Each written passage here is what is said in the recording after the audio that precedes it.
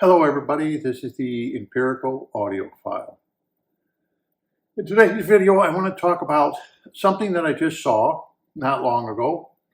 A fellow who bought with his own money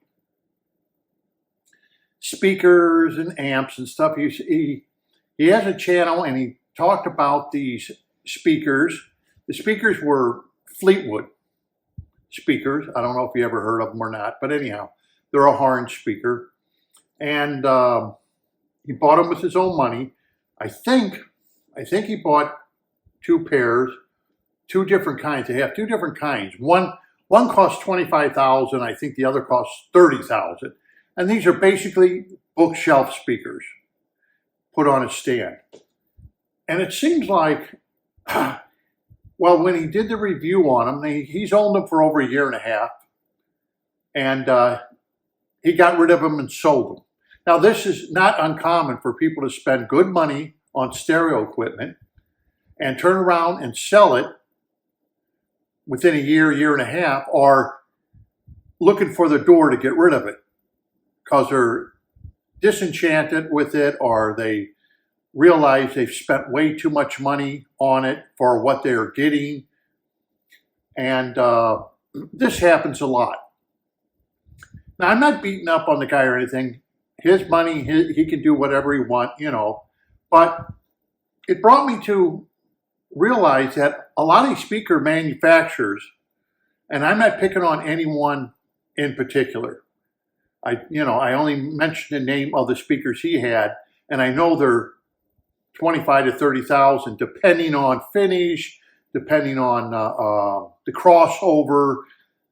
That's expensive. That's an automobile just for a small pair of speakers. And there's another maker out there that has a small pair of speakers, and they want like $30,000, $35,000 for bookshelf speakers. And of course, like this guy who had the Fleetwoods, rave reviews. Oh, they sound great. They're wonderful. They're terrific. They're worth every penny of the $35,000 or your $25,000. And it's unbelievable what they're charging for some of these small speakers now to buy a pair. And, I look at these speakers. I look at these speakers, I guess, from an engineer's point of view. And you probably look at speakers from a hobbyist point of view when you buy a pair of speakers. I look at them from an engineer's point of view, dealing with engineering things and the machinery. First of all, some of these speakers may have metal on them. Some of them will have wood. It doesn't matter. A long time ago, maybe 30, 40 years ago even, you may even go back even longer, speakers had to be like these old speakers. They had to be manufactured by a craftsman that had to put them together. All the wood had to be cut manually. If you have any metal work, that all has to be done with the machinist or tool and die maker. Metal work had to be done on a mill, or had to be done on a jig bore, or if it had to be more precision, had to be done on a SIP jig bore. That's SIP. It's a accurate jig bore, or a more jig bore if you want an accuracy for smaller parts, or mills. And a long time ago, you had to hire a man to do that, and he had to machine up everything. If you did woodworking, he had to cut it, he had to machine it up, he had to send it through. So it was a lot of man hours to make a set of speakers. And that's the way it was done. Well, today, though, today's not that way. Today, you buy CNC machines. CNC machines, it depends on what you're buying. It could cost you $200,000 to $350,000, $400,000. But most people know when they go out and buy CNCs, they know what they're going to spend, a company, and they know what their payback's going to be. In other words, how long will it take to pay off that CNC machine?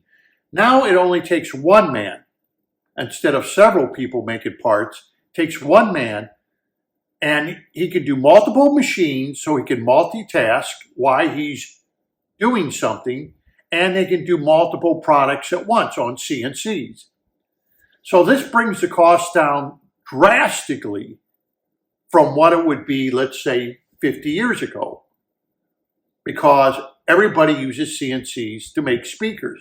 I don't care if that speaker has a wooden horn. You could use a machine called a Mazak, which is a automatic lathe, CNC lathe. The company is Mazak. They have others. Boom, you put a piece of wood on there. It's programmed. The programmer programs it.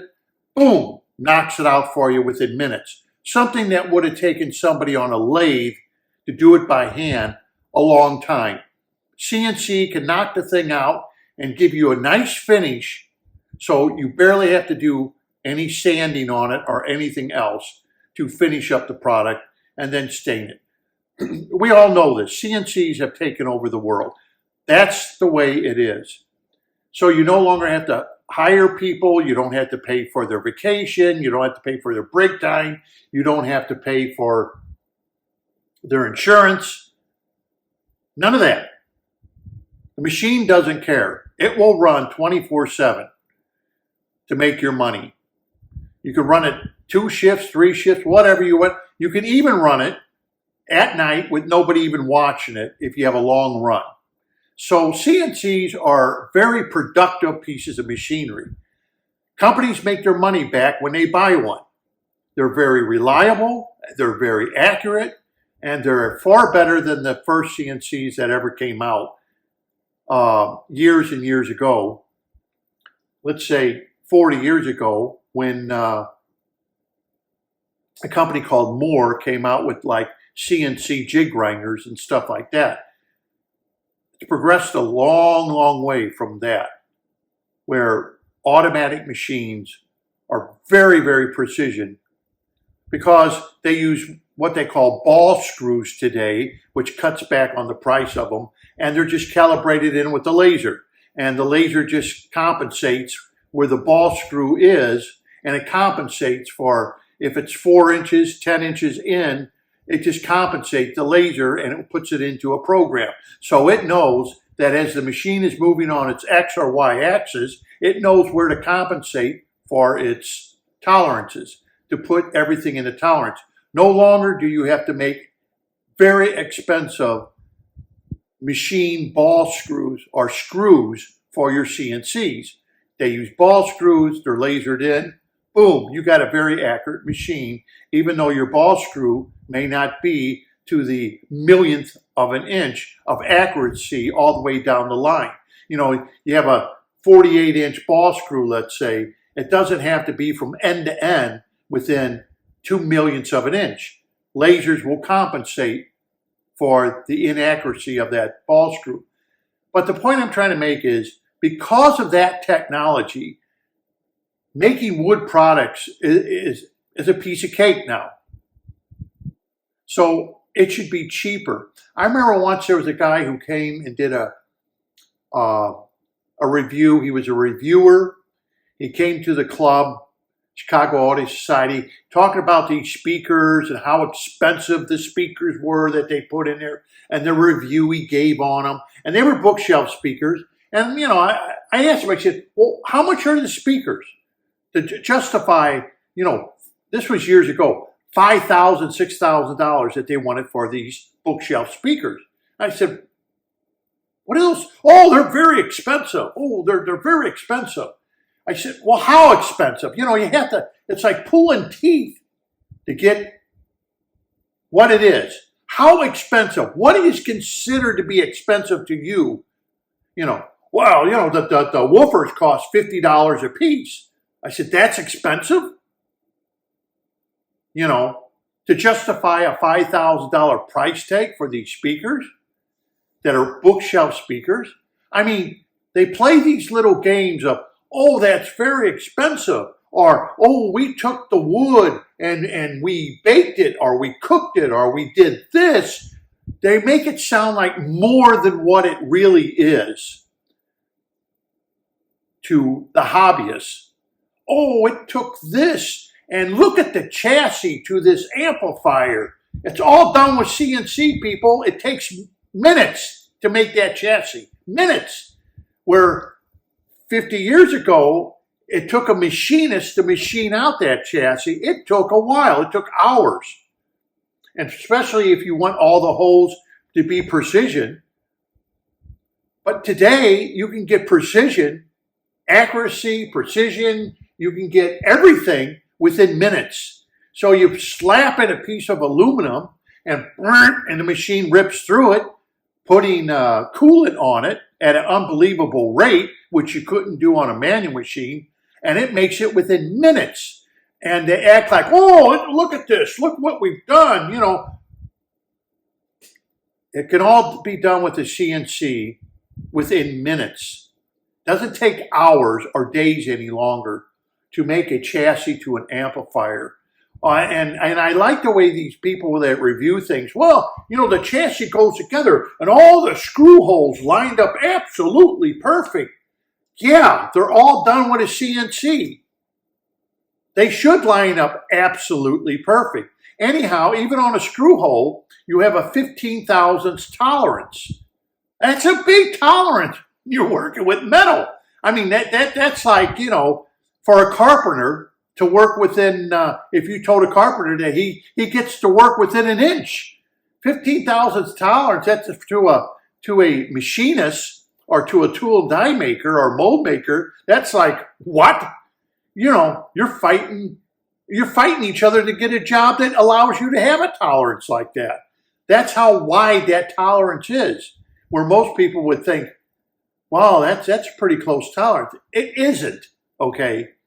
CNCs today can make things unbelievable fast and hold unbelievable tolerances in the speed of light. So therefore, what I'm getting to is these products should be getting cheaper. Yet reviewers make like, oh, look at how it's made. Look at the chassis. Look at the wood. Oh, it's like, yeah, I guess for a hobbyist who doesn't know better, this would be fantastic.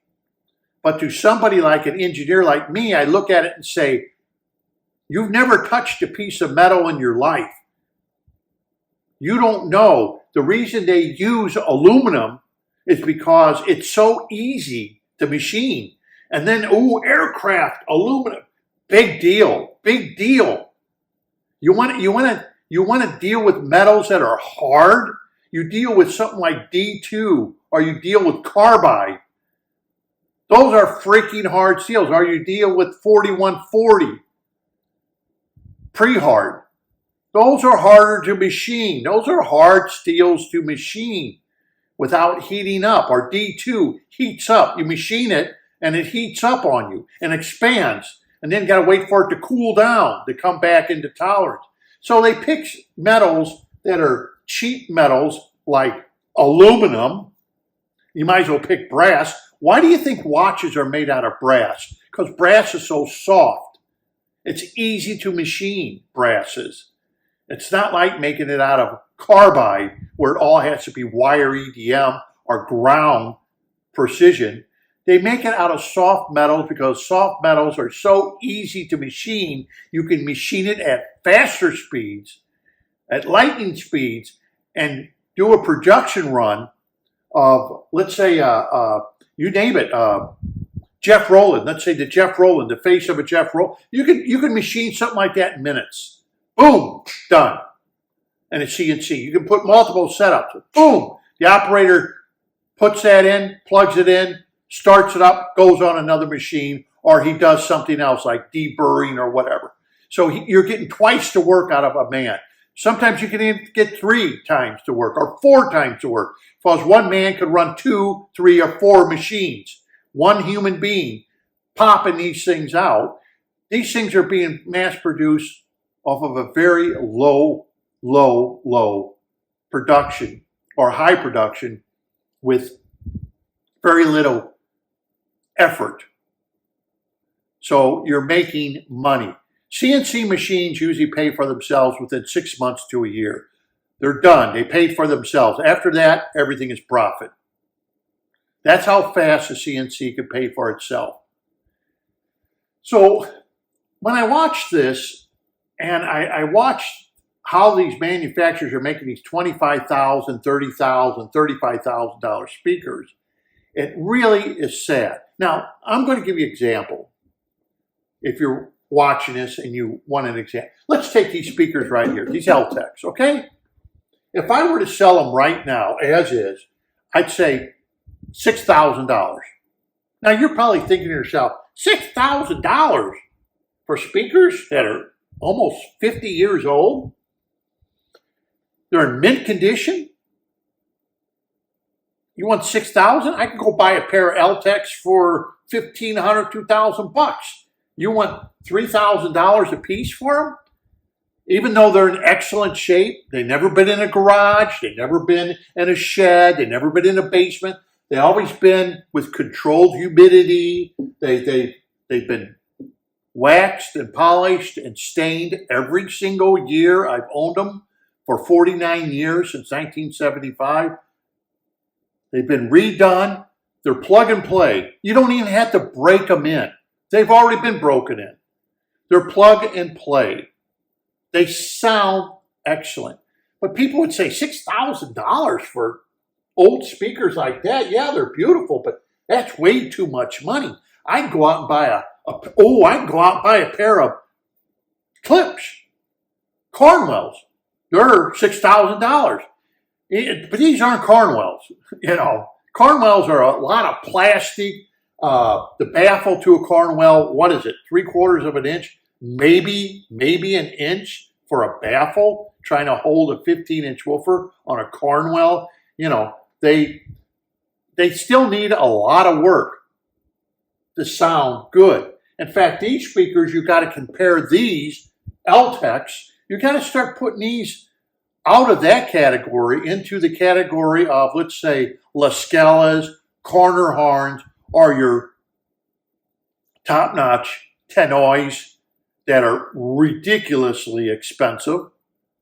Okay, because if you want to go sonically, like a lot of people judge your speakers sonically, then you are going to have to start going into the big boys. You're going to have to start going into your Laskellas, 13,000, or your Corner Horn, 16,000, or you're going to have to go into your $15,000, $20,000, $25,000 Tenoys to actually come close to the sonic quality these are. And these are all made of metal, 2-inch baffles. The whole woofer has been dampened, has a dampening resin on the back of it, everything else. To buy speakers like this today, you're going to spend $25,000 easily, because there's a lot of speakers that don't come close to the sonic quality and the build. It's not going to come close. So I understand people would say, yeah, you can get Cornwells for $6,000. They're brand new. Well, buy them. And then the next thing is, if you buy a pair of Cornwells, let's just use that as an example, you have to break them in. Now, I went a couple months ago to listen to a pair of Cornwells at a salon, and they were terrible. I mean, I couldn't listen to them. Oh, they need to be broken in. Wait a second. They need to be broken in. Now you expect the buyer to buy these and spend 100 hours or more breaking these in, and you're given 30 days to do it. People work. People have to go out there and earn a living, pay for their car, pay for their rent, pay for their home, pay for their insurance, food, clothing, kids. And now I have to spend over 100 hours breaking these in. And if I have a tube amp, what do you want? You want me to run my tube amp over 100 plus hours just breaking in speakers that sound terrible, and that's your selling point is, well, they need to be broken in for 100 or 150 hours. I only got 30 days. See, this is the other dilemma that hobbyists have. They only have so much time they can listen to music. They only have so much time to break in something. It's different if you have a solid state amp and you're trying to break it in. But if you're dealing with horns, usually you're going to want tube equipment, usually are going to be horn friendly. Otherwise, the brand new speakers, the horn speakers, may sound very harsh, which is a big problem with horn speakers. Like people will mention with Klipsch. Oh, they sound so bright. They sound so hard. Well, yeah, they need to be broken in hundreds of hours. So this is a problem, a dilemma that people have. But what takes an individual to buy a $25,000, $30,000, $35,000 speaker, give it an extremely rave review beyond belief, and then after a year, year and a half, they're dumping them on the market? And what takes another hobbyist, like myself, to buy a pair of speakers and have them for the next 50 years and been playing them for 50 years straight? All they needed to do was be updated. That's all. They just needed to be updated, brought into the 21st century, and they're killer speakers, is what I'm saying. I think hobbyists need to sit back before they start spending their money on extremely overpriced equipment. And believe me, I'm not picking on anyone or zeroing in on anyone. I'm really not. But all this equipment that you're buying today is so ungodly overpriced. And it's up to the people who review it, constantly are reviewing it and giving these great reviews when it shouldn't have a review like that. Like the review I gave on the Macintosh D to A converter. Is it so much better than a 29-year-old Premier 9? No. Where have we come in almost 3 decades of electronics when I have to sit here and say that a brand new $4,000 D to A converter cannot beat a 30-year-old D to A converter? It can't beat it. It can't trump it. I would expect miracles. But no, it doesn't do it. It's just a bunch of hype to get you to spend your money. The more you can spend your money, the more people go out there and hype up a pair of speakers that are $25,000, $35,000, and then you're dumping them after a year and a half, and you spent all that money. Well, you know, they're not that good on the bass. I like the mid-range. Mid-range is, when the high end's a little soft. Yeah, I mean, this is what you hear, and you think, you just spent $25,000, $30,000 to be given a review that maybe the bass, come on.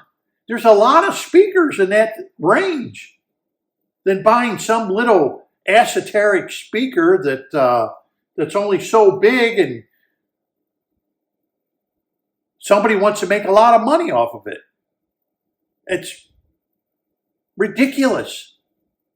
All this video basically is think a little bit before you go out there and be bamboozled over what sounds good and what doesn't sound good, because they will tell you anything at a salon. And there's no reason to walk into a salon and they give you the excuse that, oh, those speakers aren't broken in yet. Wait a second. I'm at a salon. You should have broke those speakers in before you play them to me. You should do your due diligence and break those speakers in. Put the 100 hours in. Run them day and night, day and night. Get those speakers broken in before you play them to me as a customer. I shouldn't have to walk in and you say, oh, well, you know, they're not broken in. Why?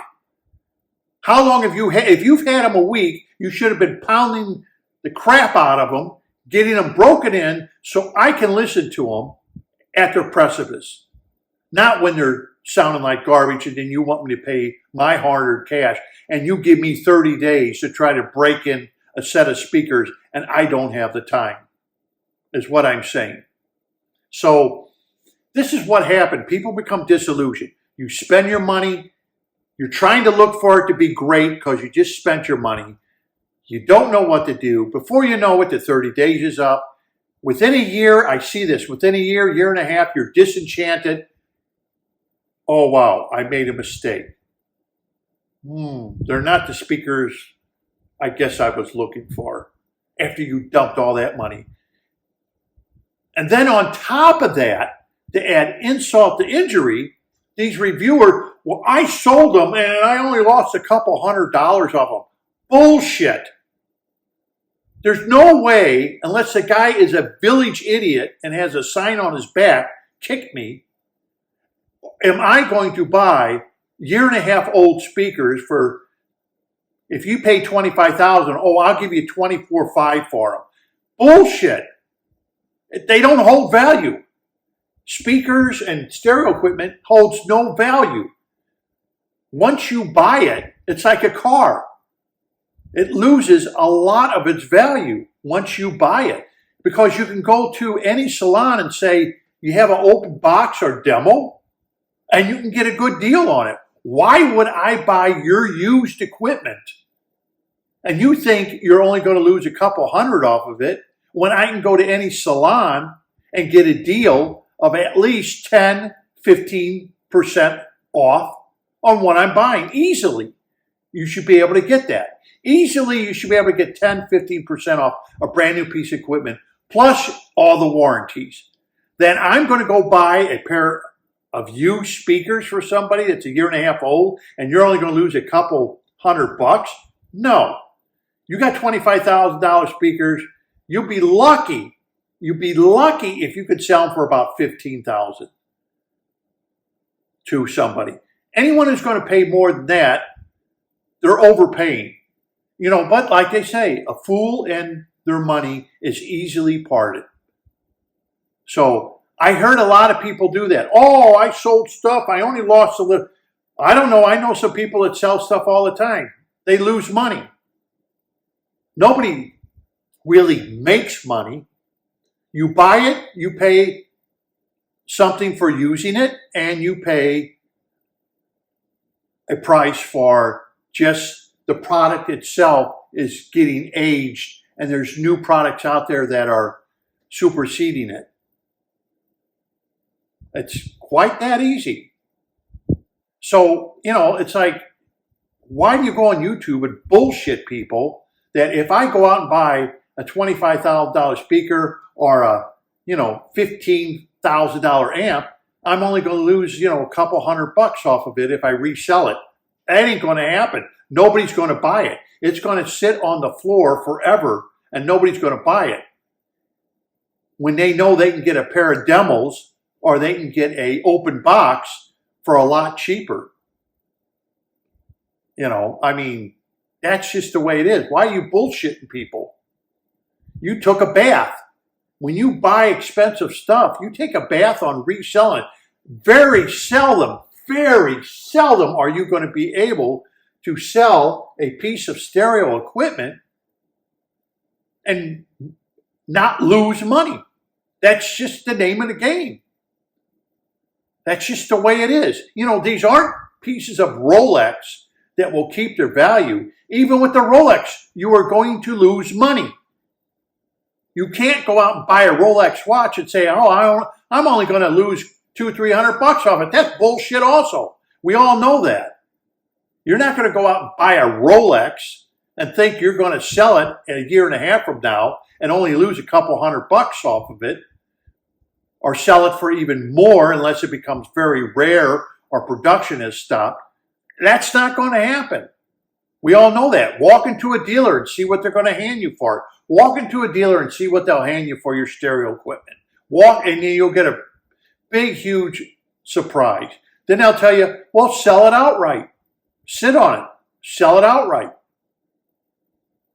You may never sell it at the price you want. They're going to have to bring the price down. So anyhow, that's what this video is basically about. Think a little bit before you buying these really expensive pieces of equipment, and thinking that if you get tired of it after a year and a half, that you're going to dump it back on the market and you're going to lose a couple $100. Oh, I could take that. You're going to lose a lot. Like I said, you want to buy these are $6,000. But then what are you buying? You're buying the sonic quality, because there is no speaker out there that costs $25,000 or $35,000 where they have put that kind of materials and work into that speaker. It ain't happening. Maybe a hobbyist will believe it, but not an engineer who's dealt with this stuff is going to believe any of that bullshit. You do not have a product that should be worth $35,000 or $25,000. It just doesn't exist. You are overcharging because you are charging for the sonic quality of that item. So if I went off the sonic quality of this item, well, I should be able to get, $20,000 a pair easily if I went off the sonic quality. So that's what this is about. Manufacturers today, you're not buying a product because it was made so precision and so well, because it's all made with CNC. You're buying a product because they're basing it off the sonic quality. If the sonic quality is great, the price jumps up. No manufacturer is going to dump tons and tons of money into making speaker cabinets like they did this one. They're not going to do it anymore. It's all CNC. It's all done within minutes. Boom, bam, bam. They get it out. Oh, you want an esoteric veneer on it? Oh, jumps the price up another $2,000, $3,000, maybe even more, depending on the manufacturer. We can make it look real nice for you. What kind of veneer do you want on it? That's all. It's just a veneer. Doesn't help the sonic qualities. It's just for show. Ooh, you want a little bit of brass on it? Piece of cake. That just jumps the price up even higher. So think about that. You're going to spend your money on some of these small speakers and stuff like that. You're not going to get your money out of it. You're buying it because you really like it, you really want it, and you really enjoy it, and you plan on keeping it for years to come.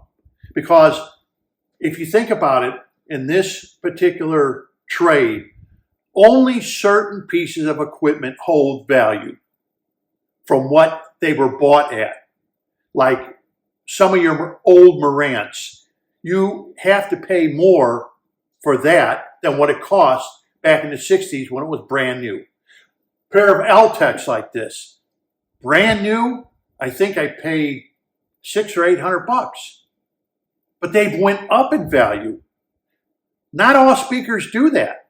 You buy a pair of ARs or some old JBLs or something, they don't hold any value compared to when they were brand new. They really don't hold any value. Only certain products out there get a name for themselves or have a sonic quality that was so good it holds its value through the years. Some people would like to think that, oh, I have an amplifier and it sounds good and I think I should get $4,000 for it. It's like, no, because people won't pay it. They're going to, like this, justify it to something else that's cheaper and say, why should I buy used piece of equipment when I could buy brand new with guarantees and everything else? That's basically what I'm saying. So it's something to think about, food for thought of how this whole hobby is going and the bullshit that goes with it and the lies.